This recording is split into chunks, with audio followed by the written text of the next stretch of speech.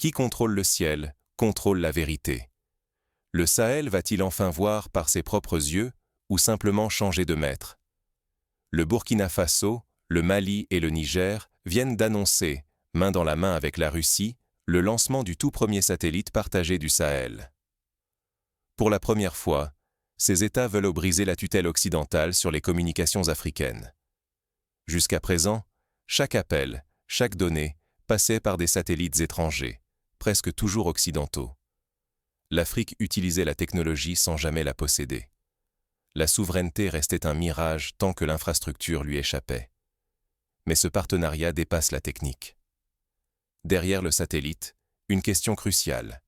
Qui surveille, qui transmet, qui façonne le récit du continent?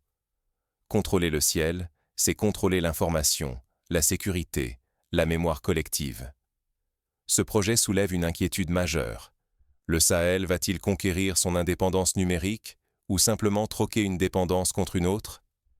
En brisant un joug, la région risque-t-elle d'en endosser un nouveau? Les enjeux sont immenses. Cette initiative pourrait ouvrir la voie à une souveraineté réelle, ou piéger le Sahel dans un nouveau jeu d'influence, où la liberté numérique demeure fragile. Les négociations ayant mené à cet accord révèlent déjà des tensions inédites. Comment ces nouveaux partenaires comptent-ils partager ce pouvoir stratégique? Pendant que d'autres lancèrent des satellites, l'Afrique regardait le ciel, sans jamais détenir la clé de l'espace. Des décennies durant, chaque donnée, chaque image franchissait des réseaux contrôlés à l'étranger. Communication, surveillance, même gestion des élections passaient entre des mains étrangères. Même lorsque les États africains bâtissaient des stations au sol, le dernier interrupteur restait hors de portée. Sans maîtrise totale de l'outil, la souveraineté numérique était une illusion. Au Sahel, cette dépendance n'était pas anodine. Là où les frontières se perdent dans le désert, chaque information peut sauver des vies. Pourtant, la rapidité et la fiabilité des réseaux ne leur appartenaient jamais vraiment. Une panne décidée à des milliers de kilomètres, et tout devenait silence. L'indépendance, trop souvent réduite à un drapeau, n'était qu'un mirage. Les armées du Sahel combattaient avec des yeux empruntés. Surveillance des frontières, sécurité intérieure, lutte contre la désinformation ou cybercriminalité. Tout dépendait d'un réseau fragile, prêt à leur échapper. Cette fragilité mettait en péril la sécurité, l'intégrité électorale, la vie de milliers de citoyens. Une faille pouvait faire vaciller l'indépendance. Un choix inattendu a tout bouleversé. 3 pays du Sahel décident de rompre avec l'ordre établi. Leur pari, construire ensemble leur avenir numérique. Pour la première fois, le Burkina Faso, le Mali et le Niger s'allient à la Russie pour mettre en orbite leur tout premier satellite partagé. Cet acte bouleverse l'ordre établi. Jusque-là, l'espace numérique, la surveillance et la sécurité étaient dominés par les puissances occidentales. Ce partenariat vise bien plus qu'une meilleure connexion.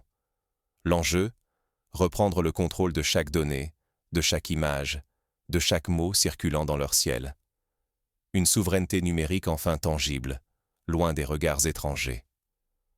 Pour la France, les États-Unis et leurs alliés, c'est un séisme discret.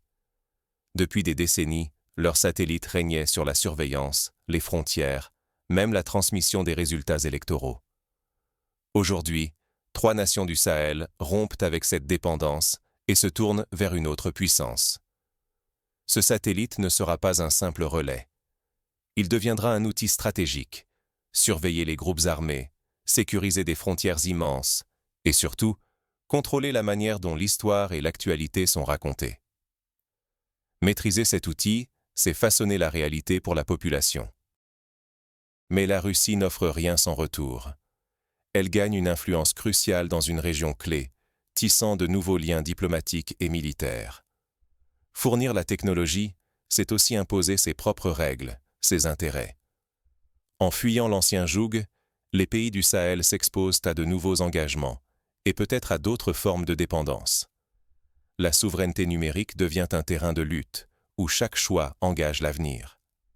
Ce satellite cristallise les rêves et les inquiétudes d'une région en quête de contrôle. Mais à qui profitera vraiment cette révolution spatiale? Un satellite, bouclier ou œil invisible?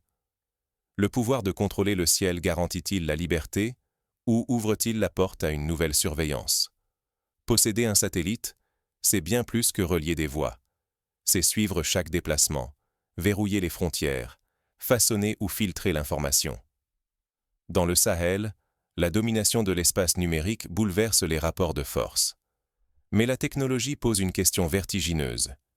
Qui décide de ce qui doit être montré ou effacé? Celui qui tient la clé du satellite contrôle la sécurité, mais aussi le récit national et la circulation des idées.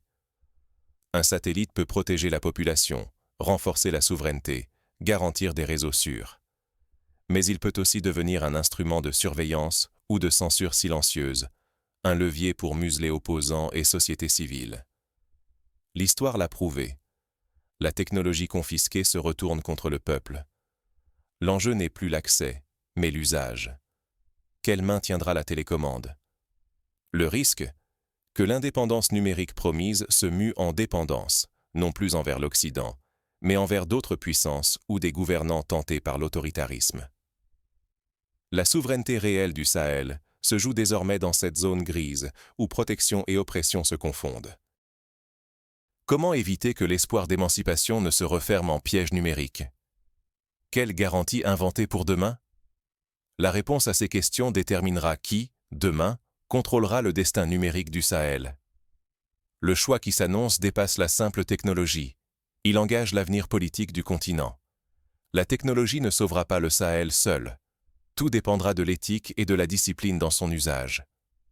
Un satellite de télécommunication, même révolutionnaire, ne garantit rien sans gestion transparente. Cet outil peut libérer ou asservir, selon ceux qui le contrôlent. La transparence est vitale. Sans règles claires, le satellite pourrait devenir une arme d'espionnage interne ou de manipulation politique. Les citoyens doivent savoir comment et par qui leurs données sont utilisées. Sinon, la domination étrangère cédera la place à une domination locale. L'équité est tout aussi essentielle.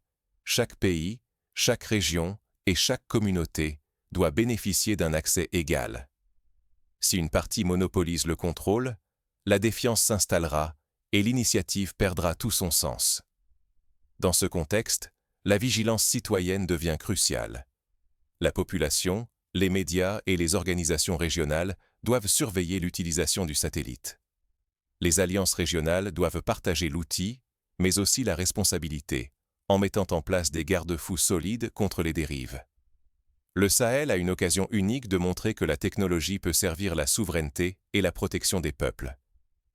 Si le Burkina Faso, le Mali et le Niger instaurent de nouvelles normes d'éthique, ils deviendront un modèle d'utilisation responsable, plaçant les citoyens au cœur de la gouvernance. Mais si cette chance est gâchée, le satellite ne sera qu'un nouvel instrument d'oppression entre quelques mains. L'histoire retiendra alors non pas une libération, mais l'avènement d'un nouvel ordre autoritaire sous couvert de progrès. Alors que le lancement approche, la question cruciale demeure. Qui contrôlera réellement cet outil de pouvoir colossal? La suite décidera du vrai destin du Sahel. Le Sahel lève les yeux vers le ciel, mais il doit décider ce qu'il veut vraiment voir. Ce satellite est bien plus qu'un progrès technique.